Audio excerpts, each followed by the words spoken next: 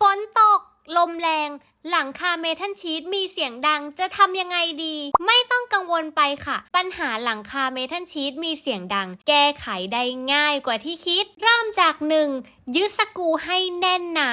ตรวจสอบว่ามีสกรูยึดหลังคาแน่นหนาหรือไม่ถ้าหลวมเนี่ยรีบขันให้แน่นเสียงก็จะหายไปทันที 2. เพิ่มวัสดุปิดรอยใช้แผ่นโฟมหรือยางรองบริเวณรอยต่อของแผ่นหลังคาช่วยลดแรงเสียดสีเสียงก็จะเงียบและสุดท้ายติดตั้งแผ่นซับเสียงใต้หลังคาวิธีนี้ช่วยลดเสียงดังจากเมทัลชีทได้ดีแต่ต้องลงทุนมากกว่าวิธีอื่นหน่อยเหมาะกับบ้านที่ต้องการความเงียบเป็นพิเศษ